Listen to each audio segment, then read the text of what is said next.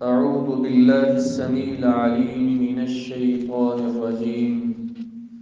بسم الله الرحمن الرحيم. من كان يريد العزة فلله العزة جميعا، أو كما قال عليه الصلاة والسلام: ما من مولود إلا يولد على الفطرة فأبواه يهودانه أو ينصرانه أو يمجسانه۔ ہر قسم کی حمد و ثنا اللہ وحدہ کی ذات کے لیے خاص ہے، جو اس پوری کائنات کا اکیلا ہی مالک ہے، شہنشاہ ہے، بگڑیاں بنانے والا، اولادیں دینے والا، اور ایک ہی وقت میں ساری کائنات کی سننے ہی والا نہیں بلکہ ان کی مرادیں پوری کرنے والا ہے۔ حمد و ثنا کے بعد لا تعداد درود و سلام ہوں آمینہ کے در یتیم، سرور کونین، خاتم النبیین جناب محمد الرسول اللہ صلی اللہ علیہ وآلہ وسلم کی ذات اقدس پر، کہ جن کی عظیم شخصیت کی وجہ سے اللہ رب العزت نے اس ساری کائنات کے اندر، حتیٰ کہ کائنات کے ایک ایک کونے کے اندر اسلام کا بول بالا فرما دیا ہے۔ درود و سلام کے بعد میرے ذی وقار و ذی احتشام معزز سامعین گرامی قدر، ہمارے لیے بڑی ہی خوشی کی بات ہے، مجھے آپ احباب کے ساتھ شیئر کرتے ہوئے انتہائی زیادہ مسرت ہو رہی ہے کہ امریکہ کے ایک بہت ہی بڑے چرچ کے پادری، جن کا نام فادر ہیلی رنہیگی ہے، گزشتہ 2-3 دن پہلے الحمدللہ وہ مسلمان ہو گئے، جن کے ہاتھ کی لکھی ہوئی کتابیں عیسائیوں کے چرچوں کے اندر بطور نصاب پڑھائی جاتی تھی، اور وہ اپنی زبان سے گویا ہوئے: میں نے قرآن کو اس نظر سے پڑھا کہ میں اس سے نعوذ باللہ کیڑے نکالوں، قرآن کے عیوب نکالوں، اور اس کے نقائص کو الگ کر کے اپنی عیسائیت کے نصاب میں شامل کر کے لوگوں کے سامنے رکھوں کہ قرآن بھی کوئی سچی کتاب نہیں ہے۔ لیکن مالک الملک کی مرضی ہوتی ہے، بڑے ہی ایسے لوگ جنہوں نے اسلام کا مطالعہ بڑی ہی تنقیدی نظر سے کیا، لیکن ہوا کیا، وہ اپنا دل اسلام کو دے بیٹھے۔ انہی میں سے ایک یہی شخصیت فادر ہیلی رنہیگی ہیں، جنہوں نے اسلام کا مطالعہ بڑی تنگ نظری سے کیا تھا، لیکن ہوتا کیا ہے، جو منظور خدا ہوتا ہے، اپنا دل اسلام کو دے بیٹھے اور 2-3 دن قبل مسلمان ہو گئے۔ بیان کرتے ہیں، میرا ان باکس، میرا فیس بک پیج، میری فیس بک، میرا واٹس ایپ، حتیٰ کہ میرے موبائل کا میسنجر، تمام کے تمام میسیجوں کے ساتھ فل ہو چکے ہیں۔ مجھے مسلمانوں کی طرف سے اسلام کی آمد کی مبارکباد دی جا رہی ہے۔ میرے لیے انتہائی خوشی کی بات ہے، اپنی زبان سے کہتے ہیں، آمینہ کے در یتیم جناب محمد الرسول اللہ صلی اللہ علیہ وسلم نے ارشاد فرمایا تھا: ما من مولود الا ويولد على الفطرة فأبواه يهودانه او ينصرانه او يمجسانه، کہ اللہ کے رسول نے ارشاد فرمایا تھا، ہر پیدا ہونے والا بچہ فطرت اسلام میں پیدا ہوتا ہے تو اس کے والدین اس کو یہودی، عیسائی اور مجوسی بنا دیتے ہیں، اور کہتے ہیں مجھے اسلام میں آنے سے یوں محسوس ہوتا ہے میں پھر اپنے رب کی طرف پلٹ کے آ گیا ہوں، میں اپنی حقیقی اسلام کی گود میں آ گیا ہوں، اپنی حقیقی ماں کی گود میں آ گیا ہوں، کیونکہ مجھے اللہ نے فطرت اسلام پہ پیدا کیا تھا، میرے والدین نے مجھے عیسائی بنا کے اور عیسائیوں کا بہت بڑا راہب بنا دیا، لیکن ہوتا وہی ہے جو منظور خدا ہوتا ہے۔ تو اللہ رب العزت نے مجھے اسلام سے روشناس کروایا اور الحمدللہ میں کلمہ پڑھ کے مسلمان ہو گیا۔ امریکہ کے اندر کوحرام مچا ہوا ہے، امریکہ کے بڑے بڑے پوپ اور پادری اکٹھے ہو کے رو رہے ہیں کہ ہمارا اتنا بڑا پوپ اگر مسلمان ہو گیا تو ہمارے پلے کیا بچا ہے۔ تو مجھے افسوس ہوتا ہے مسلمانوں کی حالت زار کو دیکھ کر کے، کہیں بلال جیسے رضی اللہ تعالی عنہ اسلام کی خاطر اتنی ماریں کھائی ہیں، اسلام کی خاطر ان کو عرب کے تپتے صحرا میں لٹا کر کے، ان کے سینے پہ سنگ گراں کو رکھ کر کے، عرب کے بدتمیز اور گماش گندوں کے ہاتھ میں ان کی رسیوں کو تھما کے پورے عرب کے تپتے صحرا میں ان کو لٹایا جاتا، اور وہ اپنی زبان سے کیا پکارا کرتے تھے؟ اللہ احد۔ لوگوں ساری کائنات ایک طرف ہو سکتی ہے، لیکن میں اپنے رب کے ساتھ کسی کی شراکت کو گوارا نہیں کر سکتا۔ اپنے رب کی توحید کے علم کو اپنے آخری سانس تک انہوں نے ساری کائنات کے سامنے بلند کیا ہے۔ اور میں تو کہا کرتا ہوں اللہ رب العزت نے اگر عزت جو رکھی ہے اسلام کے اندر، رب نے دنیا کے کسی مذہب میں عزت نہیں رکھی۔ ایسا ہے کہ نہیں ہے؟ کوئی ایسے لوگ ہیں جو صبح صبح اپنے گرجوں میں جاتے ہیں، وہاں پہ اتنے اتنے بڑے ٹال لگے ہوتے ہیں، ان کو بھی جا کے اپنے مندروں میں داخل ہوتے ہیں اور وہاں پہ جا کے بتوں کے سامنے سجدہ ریز ہو جاتے ہیں۔ ہم کتنے خوش قسمت ہیں جس رب نے ہمیں پیدا کیا ہے، ہم 5 وقت اسی رب کے سامنے اپنے سر کو جھکاتے ہیں۔ وہ رب اگر چاہتا ہمیں خنزیر بھی بنا سکتا تھا کہ نہیں؟ وہ ہمیں دنیا کی بدترین مخلوق بنا سکتا تھا، لیکن کمال ہے میرے رب کا کہ اس رب نے ہمیں احسن تقویم، دنیا کی سب سے عظیم ترین مخلوق بنا کے اور سب سے عظیم شرف بخش کے امت محمدیہ کا فرد بنا دیا ہے۔ وہ ہمارے نبی آمینہ کے در یتیم جناب محمد الرسول اللہ صلی اللہ علیہ وسلم جب عرب میں آئے تھے، اللہ کے رسول نے جب اسلام کی دعوت دی، سارے کا سارا عرب میرے نبی کا دشمن بن گیا۔ جب اللہ کے رسول نے کہا تھا یا صباحا یا صباحا، ہائے صبح ہائے صبح، لوگوں نے سمجھا شاید اس بندے کے اوپر کسی نے حملہ کر دیا ہے۔ جب سارے عرب کے لوگ اکٹھے ہوئے، اللہ کے رسول نے فرمایا بتلاؤ کیف جربتمونی، میں نے اپنی زندگی کے 40 سال تم میں گزارے ہیں، مجھے بتلاؤ کیف جربتمونی، تجربہ کر کر کے مجھے کیسا پایا ہے۔ میں اور آپ اپنی زندگی کے ایک سانس کی بھی گارنٹی کسی سے لے سکتے نہیں، اور نہ ہی ہمارے پاس اتنی اتھارٹی ہے کہ ہم کسی کو کہیں میں نے فلاں لمحے آپ کے ساتھ گزارے ہیں، بتلاؤ میں نے کتنے اچھے گزارے ہیں۔ ہمارے انہی لمحوں میں جھوٹ بھی ہو سکتا ہے، چغلی بھی ہو سکتی ہے، غیبت بھی ہو سکتا ہے، مال ہتھیانہ بھی ہو سکتا ہے پتہ نہیں ہم کتنے ہی جرم انہی لمحات میں کرتے ہیں، لیکن اللہ کے رسول نے 1 سال 1 مہینہ 2 مہینے 1 ہفتہ 2 ہفتے 10 سال یہ نہیں پیش کیے، کہا میں نے زندگی کے 40 برس تم میں گزارے ہیں، کیف وجدتمونی، تم لوگوں نے مجھے کیسے پایا ہے۔ سارے یک زبان ہو کے بولے تھے ما جربناک الا صدقا، آپ کو جب بھی پایا ہے، آپ نے جب بھی بات کی ہے ہمیشہ سچی بات کی ہے۔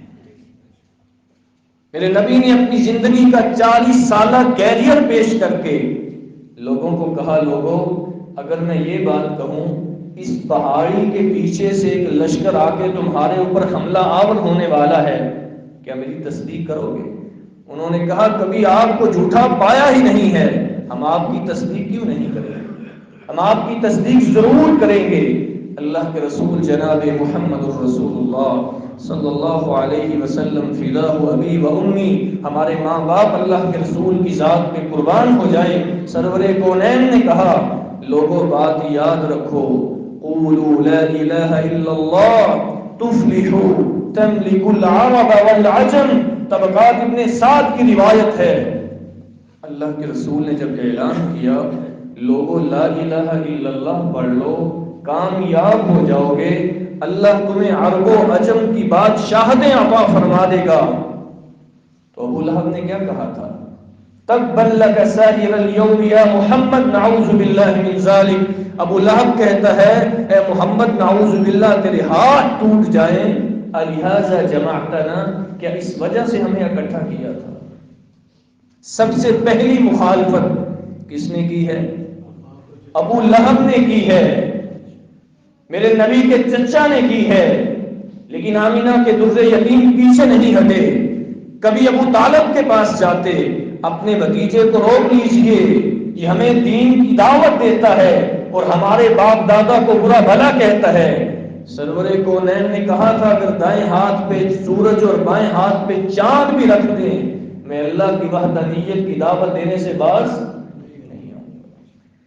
یہ رب نے میرے اوپر القاء کیا ہے، میں اللہ کی توحید کی دعوت دیتا رہوں گا۔ ابو لہب کون تھا؟ ہاشمی تھا، مطلبی تھا، قریشی تھا، صاحب کنبہ تھا، صاحب قبیلہ تھا، مال والا تھا، حسب والا تھا اور حسن و جمال والا تھا، اللہ نے سب کچھ دیا ہوا تھا، لیکن جب میرے نبی کو کہا تبت لک سائر اليوم تو اللہ نے پوری سورت نازل کی، کہا تبت یدا ابی لہب وتب۔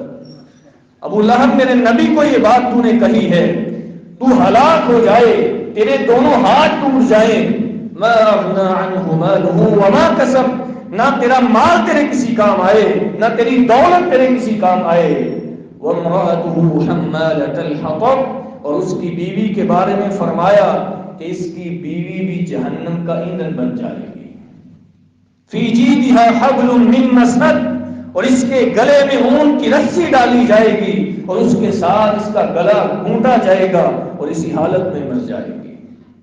اور دوسری طرف کون ہے؟ سیدنا بلال، ایلیٹیریا حبشہ کا علاقہ ہے، وہاں سے آنے والا، سرور کونین کی گود میں پرورش پانے والا، اللہ کے رسول صلی اللہ علیہ وسلم معراج والی رات آسمان پہ گئے، کہا جبریل یہ میرے آگے کون چل رہا ہے؟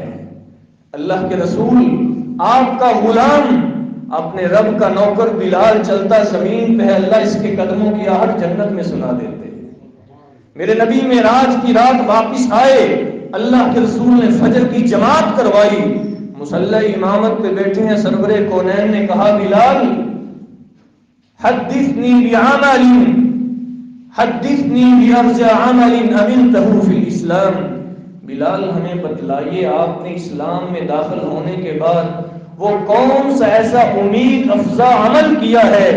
انی سمعت دفن علیک بین یدی فی الجنہ، میں جنت میں گیا تھا، سیر کرتے کرتے اچانک تیرے قدموں کی آہٹ میں محمد کے آگے چلتے ہوئے سنائی دی ہے صلی اللہ علیہ وسلم۔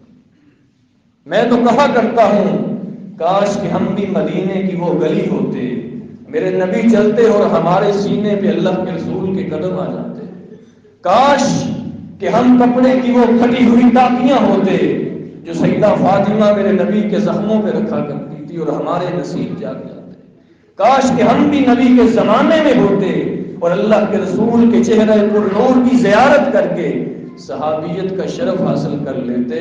بلال مجھے بتلائیے وہ کون سا ایسا عمل ہے جو اسلام میں آنے کے بعد آپ نے کیا ہے، میں جنت میں گیا اور اپنے آگے تیرے چلنے کی آواز سنی ہے۔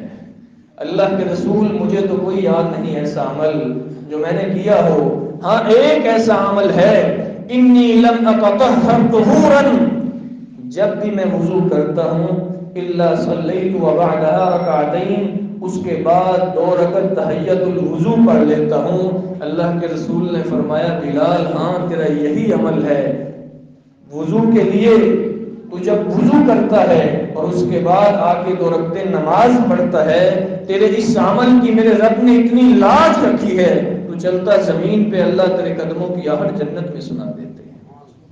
بلال ہے کون؟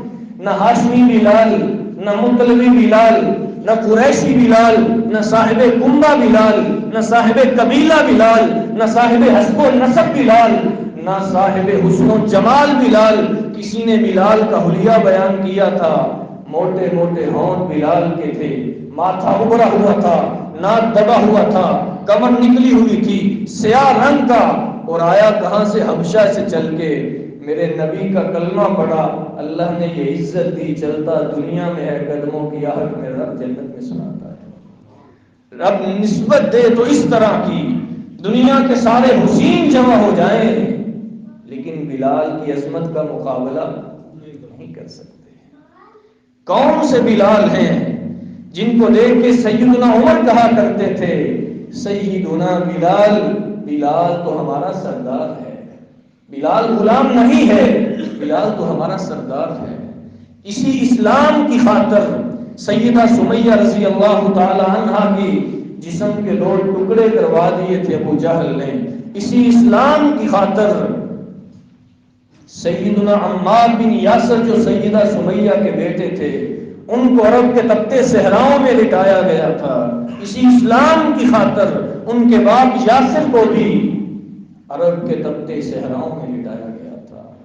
خباب ابن عرب کو اسی اسلام کی خاطر اتنی سخت سزائیں دی گئی، سیدنا حبیب بن زید کے جسم کے ایک ایک عضو کو کاٹا جاتا، کبھی انگلی کو کاٹتے تو کہتے اسلام چھوڑ دو، کہنے لگے میرے جسم کا انگ انگ بھی کاٹ دو کہ میں محمد کے ساتھ کفر نہیں کر سکتا صلی اللہ علیہ وسلم۔ صحابہ نے اتنی قربانیاں دی ہیں، اسلام پھر ہمارے تک پہنچا ہے۔ آپ نے پہلا پوائنٹ یہ ذہن میں رکھنا ہے، عزت ملتی ہے تو اسلام کی وجہ سے۔ عزت کس سے ملتی ہے؟ اسلام کی وجہ سے۔ جس بندے کو یہ یقین ہو جائے کہ میں مسلمان ہوں اور اسلام کا مشرع تقاضا کیا ہے، وہ کبھی دنیا کے کسی مذہب کو، دنیا کی کسی پراپرٹی اور جائیداد کو اسلام کے سامنے گھاس نہیں ڈالتا۔ عافیہ صدیقی کو کتنے سال ہو گئے، امریکہ کی جیل میں بند ہے بیچاری، آج کفر کرے اپنے رب اور محمد الرسول اللہ کے ساتھ اس کو جیل سے آزاد کر دیا جائے گا، لیکن اپنے ساری کی ساری صعوبتیں اپنے رب کے دیدار کے لیے اور محمد الرسول اللہ صلی اللہ علیہ وسلم کے ساتھ کے لیے برداشت کر رہی ہے۔ ہمیں سوچنا ہوگا کہ ہم کس وقت کس دانے پہ کھڑے ہوئے۔ عبد الوارث گل بھائی لاہور کے ہیں، ادھر سیال کوٹ میں پیدا ہوئے اور اس کے بعد ان کے والد صاحب ان کو لے کے لاہور چلے گئے، وہاں انہوں نے پرورش پائی، بڑے ہوئے، تعلیم حاصل کی اور اس کے بعد دبئی چلے گئے۔ کہتے میرے ذہن میں ایک خیال کھٹکتا ہی رہتا تھا کہ میری زندگی کا مقصد کیا ہے عیسائی بچہ ہے، کیا ہے؟ عیسائی۔ کہتے ہیں میری زندگی کا مقصد کیا ہے؟ میں پوپ کے پاس گیا، پادری کے پاس گیا، اس نے کہا تیری زندگی کا یہی مقصد ہے کہ تو نے اللہ کے بیٹے نعوذ باللہ عیسیٰ علیہ السلام کو راضی کر کے جنت حاصل کر دی۔ کہتے بڑا پریشان، مجھے یہ سارا تناقض اور تضاد تورات میں نظر آتا تھا، میں جب بھی کسی مذہب کا مطالعہ کرتا میرے ذہن میں یہی خیال کھٹکتا رہتا کہ میری زندگی کا مقصد کیا ہے۔ کہتے میرا مسلمان ایک دوست تھا، میں نے اس کو کہا مجھے قرآن دیجیے ترجمے والا، میں پڑھنا چاہتا ہوں، تو انہوں نے قرآن کا نسخہ دیا اور کہا کسی مسلمان کے سامنے نہیں پڑھنا، الگ بیٹھ کے گھر میں مطالعہ کرنا ہے، کہیں یہ نہ ہو کہ آپ کے اوپر کفر کا فتویٰ تو پہلے ہی لگنا ہے، کہیں گستاخی کا فتویٰ لگا کے مسلمان آپ کو قتل نہ کر دیں۔ کہتے ہیں میں نے قرآن کو پڑھا، پھر پڑھا، مجھے سمجھ نہیں آئی، پھر تفسیر پڑھی، آہستہ آہستہ اللہ رب العزت نے 18-19 سال کی عمر میں مجھے اسلام کی طرف ہدایت دے دی، میں مسلمان ہو گیا۔ دبئی سے میں نے اپنے والد صاحب سے رابطہ کیا، اس سے پہلے بھائی کو بتلایا کہ میں مسلمان ہو چکا ہوں، بھائی نے باپ کو بتلایا، باپ نے پھر ماں کو بتلایا، سارے گھر میں ہلچل مچ گئی کہ اس بچے نے ہماری ناک کٹوا دی ہے۔ کہتے ماں کو فون کروں وہ بات نہ سنے اور روئے ہی جائے کہ آپ نے یہ کیا کام کر لیا ہے، باپ کو فون کروں اور وہ بھی ہوں ہاں کر کے فون بند کر دیا کرے، میری بات ہی نہیں سنتا تھا۔ کہتے پاکستان آیا میں دبئی سے واپس، گھر میں داخلے کی اجازت نہیں ہے، بڑی مشکل سے داخلے کی اجازت لی، اپنے گھر میں بیٹھا، والدین کو تبلیغ کی، لیکن والدین نے گھر سے نکال دیا۔ 18-19 سال کا بچہ روڈوں پہ دھکے کھائے صرف اس ظلم کی خاطر، اس جرم کی خاطر کہ وہ مسلمان ہو گیا ہے، اور حکومت بین المذاہب ہم آہنگی پروگرام کروائے اغیاروں کو راضی کرنے کے لیے، اور اس میں یہ بتلائے کہ ہم مسلمان اگر لوگوں کو کرتے ہیں تو مجبور کر کے کرتے ہیں۔ اس بھائی کو وہاں پہ تقریر کرنے کا موقع ملا تو انہوں نے بتلایا ہم نے اپنی خوشی کے ساتھ اسلام قبول کیا ہے، نہ ہمارے اوپر کسی نے جبر کیا ہے اور نہ ہمارے اوپر کسی نے زبردستی کی ہے، اور ان کو دھکے دے کے اسٹیج سے نیچے اتار دیا گیا کہ آپ نے ہمارے مطابق بات کیوں نہیں کی۔ ہمیشہ انسان کو اسلام لانے کے بعد سخت تکلیفوں کا سامنا کرنا پڑتا ہے۔ ان کی بھانجی نے اسلام قبول کیا، آہستہ آہستہ اللہ رب العزت نے ان کے گھر والوں کو ہدایت دی، ماں بھی مسلمان ہو گئی، باپ بھی مسلمان ہو گیا، سارا گھرانہ مسلمان ہو گیا۔ انہوں نے لاہور کے اندر حقوق انسانیت ویلفیئر فاؤنڈیشن کے نام کے تحت ایک پورا ادارہ قائم کیا۔ آج الحمدللہ وہ 2000 عیسائی خاندانوں کی پرورش کر رہے ہیں جو ابھی نئے نئے مسلمان ہوئے۔ 2000 گھرانے، 2000 لوگ نہیں، 2000 گھرانے جن کو اللہ رب العزت نے ان کے ہاتھ میں مسلمان ہونے کی ہدایت بخشی، اور الحمدللہ وہ ان سب کی خوراک کا بندوبست بھی کر رہے ہیں۔ میرے رب دے رہا ہے اور وہ دنیا پہ لگا رہے ہیں۔ اللہ عزت دیتا ہے تو کس کی وجہ سے؟ اسلام کی وجہ سے۔ مجھے مستدرک حاکم کی وہ روایت کبھی نہیں بھولتی، سیدنا عمر رضی اللہ تعالیٰ ایک دفعہ شام کا سفر کر رہے تھے، ساتھ سیدنا ابو عبیدہ بن جراح رضی اللہ تعالیٰ عنہ تھے۔ حضرت عمر نے کیا کام کیا؟ سامنے ایک دریا آیا، فخلع خفیہ فوضعہما علی عاتقہ، اپنے موزوں کو اتارا، اپنے کندھوں پہ رکھ لیا۔ سیدنا عمر پانی میں چلنے لگے۔ ابو عبیدہ نے کہا عمر مجھے تو شرم آ رہی ہے، آپ مسلمانوں کے حکمران ہیں اور جا شام اور فلسطین کی طرف رہے ہیں جہاں کے لوگ ابھی تک مسلمان نہیں ہوئے، وہ آپ کو دیکھ کے یہ سمجھیں گے کہ مسلمانوں کا حکمران ایسا شخص ہے کہ آپ کی حالت یہ ہے، آپ پانی میں خود چل رہے ہیں، غلام سوار ہے، اور آپ کے کپڑوں کو کتنے ہی زیادہ پیوند لگے ہوئے ہیں، اور اپنے موزوں کو اتار کے آپ نے اپنے کندھوں پہ رکھ لیا ہے۔ کافر دیکھیں گے تو کیا کہیں گے؟ جس طرح ہم کہتے ہیں لوگ کیا کہیں گے؟ سیدنا ابو عبیدہ رضی اللہ تعالیٰ عنہ کو سیدنا عمر نے کیا تاریخی جملے کہے؟ کہا ابو عبیدہ لو قلت ذا غیرک لجعلته نکالا لامت محمد، تو نبی کا صحابی ابو عبیدہ ہے، اگر تیرے علاوہ یہی جملہ کوئی اور کہتا عمر اس کو اس امت کے لیے عبرت کا نشان بنا دیتا۔ انا كنا اذل قوم فاعزنا اللہ بالاسلام، ہم تو ذلیل قوم تھے، ہمیں ماں کے حیا کا، ماں کے ادب کا، باپ کے احترام کا اور بہن کی لوری کا، اپنے عزیز و اقارب کے حقوق کا کوئی پتہ نہیں تھا۔ الفاظ بولے انا كنا اذل قوم، ہم ذلیل قوم تھے، فاعزنا اللہ بالاسلام، اگر اللہ نے ہمیں عزت دی ہے تو کس وجہ سے؟ اسلام کی وجہ سے۔ ظاہری سوٹر بوٹر ہونا، اچھا لباس پہننا، اچھے شوز پہننا، اچھے ہوٹلنگ میں کھانا کھانا، دنیا کی ساری سہولتیں اگر انسان کے پاس میسر ہوں، اگر انسان مسلمان نہیں ہے تو کچھ بھی نہیں ہے۔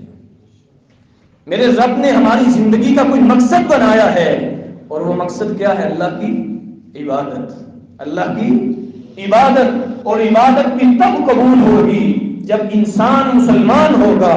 ان الدین عند اللہ الاسلام، اللہ رب العزت کے ہاں اگر کوئی دین قابل قبول ہے تو وہ اسلام ہے۔ سیدنا عمر رضی اللہ تعالیٰ عنہ نے کہا تھا ابو عبیدہ سن، فمہما فطلب العزہ، ہم وہ لوگ ہیں جو عزت تلاش کر رہے ہیں، بغیر ما اعزنا اللہ به اذلنا اللہ، اگر ہم یہ چاہیں ہمیں اسلام کے علاوہ کسی اور وجہ سے عزت مل جائے، میرا رب ہم سے پہلی عزت کو بھی چھین کے ہمیں ذلیل کر دے گا۔ ہمیں اللہ نے عزت دی ہے تو اسلام کی وجہ سے دی ہے۔ اگر ہم سمجھیں ہم ظاہری لباس اچھا پہن لیں، ظاہری شکل و صورت اچھی کر لیں، یہ ہماری عزت کا سبب نہیں بلکہ ذلت کا سبب بن جائے گا۔ سیدنا عمر جب فلسطین میں گئے، شام میں گئے، شام کے پادریوں اور پوپوں نے دیکھا تھا اور سیدنا عمر کے سامنے بیت المقدس کی چابیاں ایسے پکڑا دی تھی۔ پوپوں نے کہا، لوگوں نے کہا، آپ کو کیا ہو گیا؟ بیت المقدس کی چابیوں کی وجہ سے اتنی جنگیں ہوئی ہیں اور آج تک آپ نے بیت المقدس کی چابیاں نہیں دیں۔ یہ بندہ آیا ہے اور آپ نے اپنے ہاتھوں سے اس کو چابیاں پکڑا دی ہیں۔ پادریوں نے کہا تھا، لوگوں بات یاد رکھنا، ہم نے تورات اور انجیل میں یہی نشانیاں پڑھی تھیں کہ مکے اور مدینے کی طرف سے ایک ایسا نوجوان آئے گا جس کے کپڑوں پہ اتنے پیبند لگے ہوں گے، خود نیچے چلتا ہوگا، غلام سواری پہ سوار ہوگا۔ اگر آج ہم عمر کو چابیاں نہ دیتے تو یہاں پہ خون ریزی ہو جانی تھی۔ عمر کو اللہ نے عزت دی ہے تو کس وجہ سے؟ اسلام کی وجہ سے۔ عزت ہے تو اسلام میں۔ اگر کوئی انسان اسلام کے علاوہ کسی اور چیز میں عزت تلاش کرنے کی کوشش کرے گا تو اللہ رب العزت اس کو ذلیل کر دیں گے۔ اور آمینہ کے در یتیم جناب محمد الرسول اللہ صلی اللہ علیہ وسلم کی صحیح بخاری کی حدیث سیدنا زید بن ارقم رضی اللہ تعالیٰ بیان کرتے ہیں، ہم غزوہ بنی مصطلق سے واپس آ رہے تھے تو رستے میں جب ایک جگہ پہ پہنچے، عبداللہ بن ابی منافق کہنے لگا، جب ہم مدینے واپس جائیں گے لَيُخْرِجَنَّ الْأَعَزُّ مِنْهَا الْأَذَلَّ، عزت والے لوگ ذلیلوں کو مدینے سے نکال دیں گے۔ نعوذ باللہ من ذالک، اس نے نبی اور نبی کے صحابہ کو ذلیل کہا اور اپنے آپ کو معزز کہا۔ زید بن ارقم رضی اللہ تعالیٰ عنہ نے جا کے اللہ کے رسول کو بتایا، اللہ کے رسول ہم رستے میں آ رہے تھے تو عبداللہ بن ابی منافق نے یہ الفاظ کہے ہیں کہ جب ہم مدینے میں واپس جائیں گے لَيُخْرِجَنَّ الْأَعَزُّ مِنْهَا الْأَذَلَّ، ہم وہاں سے ذلیلوں کو نکال کے عزت والے رہ جائیں گے۔ اللہ کے رسول نے عبداللہ بن ابی منافق کو بلایا، کہنے لگا، اللہ کے رسول اللہ کی قسم میں آپ کے بارے میں یہ جملے بولنا تو دور کی بات، میں تو سننا بھی گوارا نہیں کر رہا۔ مکر گیا فوراً۔ حضرت زید بن ارقم کہتے ہیں مجھے ٹینشن لگ گئی، اب یہ نہ ہو کہ کہیں حد قذف میرے اوپر نافذ ہو جائے کہ میں نے اس کے اوپر الزام لگایا ہے۔ زید بن ارقم بیچارے پریشان، اللہ کے رسول بھی پریشان کہ اب معاملہ کیا ہونے والا ہے۔ میرے رب نے آسمان سے وحی نازل کر دی، زید بن ارقم کی بات کی تصدیق کے اندر، یقولون لئن رجعنا الى المدینہ لیخرجن الاعز منها الاذل وللہ العزة ولرسولہ وللمؤمنین ولكن المنافقین لا يعلمون۔ اور میرے نبی آپ جب رستے میں تھے اس بدبخت انسان نے آپ کے بارے میں یہ جملے بولے ہیں کہ ہم مدینے میں جا کے ان ذلیلوں کو نکال کے عزت والے رہ جائیں گے۔ اللہ کے رسول نے پھر اس کے بارے میں یہ جملے کہے تھے کہ اللہ تعالیٰ نے آپ کے بارے میں یہ قرآن نازل کر دیا ہے۔ سیدنا زید بن ثابت رضی اللہ تعالیٰ بڑے خوش ہوئے کہ اللہ رب العزت نے میری تصدیق اپنی کتاب میں نازل فرما دی ہے۔ تو بتلایا یہاں پہ وَلِلَّهِ الْعِزَّةُ وَلِرَسُولِهِ وَلِلْمُؤْمِنِينَ، اگر رب عزت دے گا یا عزت اس کے رب کے لیے ہے یا اس کے رسول کے لیے ہے یا مسلمانوں اور مومنوں کے لیے ہے، اس کے علاوہ کسی اور کے لیے عزت نہیں ہے۔ دنیا کا جتنا مرضی بڑا منافق ہو اس کو اسلام معزز نہیں کہہ سکتا۔ اور عزت کا دوسرا سبب قرآن ہے۔ کیا ہے دوسرا سبب؟ قرآن ہے۔ صحیح مسلم کی وہ روایت سیدنا نافع بن حارث رضی اللہ تعالیٰ عنہ کو سیدنا عمر رضی اللہ تعالیٰ عنہ نے مکے کا گورنر مقرر کیا۔ نافع بن حارث مدینے میں سیدنا عمر کے ساتھ ملاقات کے لیے آئے، عثمان نامی جگہ پہ ملاقات ہوئی۔ سیدنا عمر نے فرمایا، نافع بن حارث یہ بتلاؤ، من استخلفت علی اہل الوادی، آپ تو مکے سے میرے پاس آ گئے ہیں، آپ مکے میں کس کو اپنا نائب مقرر کر کے آئے ہیں؟ نگران خلیفہ کس کو مقرر کر کے آئے ہیں؟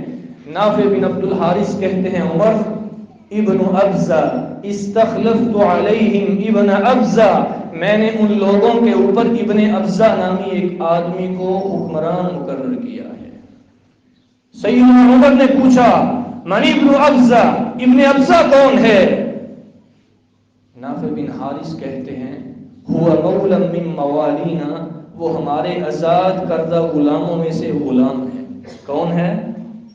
غلام ہے۔ بولیں ذرا، کون ہے؟ غلام ہے۔ سیدنا عمر نے کہا استخلفت علیہم مولا، کیا مکے والوں کے اوپر غلام کو حکمران مقرر کر کے آگے ہو؟ کہا عمر یہ بات نہیں کہ وہ غلام ہے یا آزاد ہے، وہ گورا ہے یا کالا ہے، وہ عربی ہے یا عجمی ہے، یہ تو بات ہی نہیں ہے۔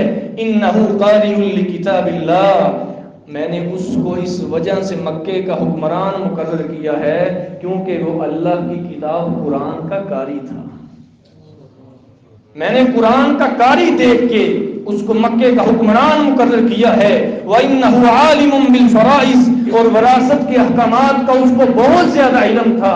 سیدنا عمر کہنے لگے ہاں مجھے سمجھ آ گئی ہے۔ اما ان نبیکم قد قال، تمہارے نبی نے بھی اس طرح فرمایا تھا ان اللہ یرفع بهذا الكتاب اقواما ويضع به آخرین، اللہ اس قرآن کے اوپر عمل کرنے کی وجہ سے، اس قرآن کو پڑھنے کی وجہ سے قوموں کو بلندیاں اور عروج عطا فرمائے گا۔ جو اس قرآن کے اوپر عمل کرنا چھوڑ دیں گے اللہ تعالیٰ ان کو ذلیل و خوار کر کے رکھ دے گا۔ وہ معزز سے زمانے میں مسلمان ہو کر اور ہم خوار ہوئے تاریخ قرآن ہو کر۔ ہمارا مسئلہ یہی ہے، ہم نے معیشت کو اپنا مسئلہ سمجھا ہے لیکن قرآن کو اپنی زندگی کا دستور نہیں بنایا۔ آج کفار ہمارے اوپر اس لیے مسلط ہیں کہ ہم نے قرآن کو چھوڑ دیا ہے، ہم نے نبی کے فرمان کو چھوڑ دیا ہے۔ اور آمینہ کے در یتیم جناب محمد الرسول اللہ صلی اللہ علیہ وسلم جس نبی داؤد کی حدیث، غزوہ احد کا موقع ہے، نبی کے کئی صحابہ شہید ہو گئے، اللہ کے رسول کے پاس صحابہ آئے، اللہ کے رسول اتنے زیادہ صحابہ شہید ہو گئے، تقریباً 70 کے قریب صحابہ شہید ہو گئے۔ اللہ کے رسول اب کیا کیا جائے؟ آمینہ کے لال فرماتے ہیں احفروا واعمقوا واوسعوا، میرے صحابہ گڑھے کھودو، قبریں کھودو، وسیع کھودو اور گہری کھودو، دو دو تین تین بندے ایک ایک قبر کے اندر دفن کر دو۔ کتنے کتنے بندے؟ دو دو تین تین صحابہ کو ایک قبر میں دفن کر دو۔ اللہ کے رسول ہم کیسے کریں؟ فَكَيْفَ تَأْمُرُنَا، اللہ کے رسول پھر کیا حکم ہے؟ آپ سے پوچھنے لگے فَأَيُّهُمْ يُقَدَّمْ، اللہ کے رسول قبر کے اندر سب سے پہلے کس آدمی کو رکھیں؟ آپ نے فرمایا اکثرهم قرآناً، جو ان تینوں یا دو لوگوں میں سے زیادہ قرآن کو جانتا ہو اس کو قبر کے اندر پہلے رکھ دینا۔ قرآن کی عزت آخری دم تک ہے۔ یہ 2-3 دن پہلے ہمارے ملک کی بڑی ہی عظیم اور مایہ ناز شخصیت قاری نوید الحسن لکھوی رحمہ اللہ اس دنیا سے رخصت ہو گئے۔ ہم دعا کرتے ہیں اللہ رب العزت ان کی مغفرت فرمائے۔ اسلام آباد کے اندر تلاوت کی ہے اور تلاوت کر کے وہاں سے نکلے ہیں اور کراچی کی طرف جانے کے لیے ایئرپورٹ پہ پہنچ رہے تھے، رستے میں ہی وقت اجل آیا، روح پرواز ہو گئی اور اپنے رب کے پاس پہنچ گئے۔ قرآن کی تلاوت کر کے نکلے ہیں اور اگلے پروگرام میں قرآن کی تلاوت کرنے کے لیے جا رہے ہیں۔ قیامت کو اٹھیں گے تو اپنے رب کا قرآن پڑھتے ہی اٹھیں گے۔ اللہ موت دے تو ایسی موت دے۔ اور آمینہ کے در یتیم جناب محمد الرسول اللہ صلی اللہ علیہ وسلم کا کتنا ہی پیارا فرمان، آپ نے فرمایا تھا خیرکم من تعلم القرآن وعلمہ، لوگوں دنیا میں بڑے بہترین لوگ آپ کے سامنے ہوں گے، سرمایہ دار، اشرافیہ اور کتنے ہی حسن و جمال والے، لیکن اللہ کے رسول نے فرمایا مجھ سے پوچھو بہترین کون ہے؟ خیرکم من تعلم القرآن وعلمہ، تم میں سے سب سے بہترین انسان وہ ہے جو قرآن کو سیکھتا ہے اور قرآن کو سکھاتا ہے۔ سنن ترمذی کی حدیث مجھے کبھی نہیں بھولتی، سرور کونین جناب محمد الرسول اللہ صلی اللہ علیہ وسلم نے ارشاد فرمایا الدنیا ملعونۃ وملعون ما فیہا، کہ اللہ رب العزت نے ساری کائنات پہ لعنت کی ہے اور جتنی کائنات کے اندر لوگ ہیں سب پہ لعنت کی ہے۔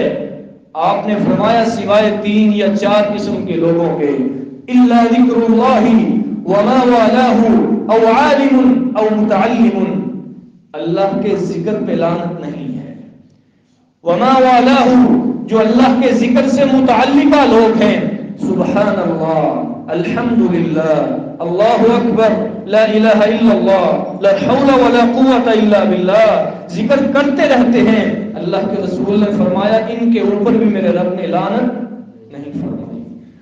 او عالم، اور تیسرا بندہ فرمایا جو دین کا عالم ہوتا ہے اس پہ بھی لعنت نہیں ہے، اور چوتھی بات بیان فرمائی او متعلم، جو دین کا عالم تو نہیں ہوتا لیکن دین کا طالب علم ہوتا ہے، اللہ نے اس پہ بھی لعنت نہیں کی۔ آپ سوچیں ذرا، ساری کائنات پہ لعنت ہو، چار قسم کے لوگ بچیں، رب کا ذکر بچے، اللہ کے ذکر سے متعلقہ لوگ بچیں، عالم بچے اور دین کا طالب علم بچے۔ اسی لیے کہا کرتے تھے اللہ کے رسول، کن طالبا او متعلما، یا تو طالب علم بن جاؤ یا عالم بن جاؤ یا طالب علم بن جاؤ، اس کے علاوہ نہ بننا، فتہلک، ورنہ تم ہلاک ہو جاؤ گے۔ اپنے ذہن میں تڑپ رکھا کریں، اگر اللہ نے ہمیں زندگی دی ہے ہم قرآن کا ترجمہ ضرور پڑھیں گے، ہم نبی کے فرامین کو ضرور سیکھیں گے۔ آپ کی زندگی ڈھل رہی ہے، اپنی اولاد کے بارے میں یہ خواہش کیا کریں میں اپنی اولاد کو قرآن کا حافظ بناؤں گا اور دین کا عالم بناؤں گا۔ خواہش کرتے ہیں نا انشاءاللہ؟ نیک خواہش کے اوپر بھی میرا رب پورے کا پورا اجر عطا فرما دیتا ہے۔ خالق و مالک سے دعا ہے اللہ رب العزت ہمیں عزتوں سے نوازے، اور عزتیں بھی دے ہمیں تو اسلام اور قرآن کی وجہ سے عطا فرمائے۔ وآخر دعوانا ان الحمدللہ رب العالمین۔ ان الحمد للہ نحمده ونستعینه ونستغفره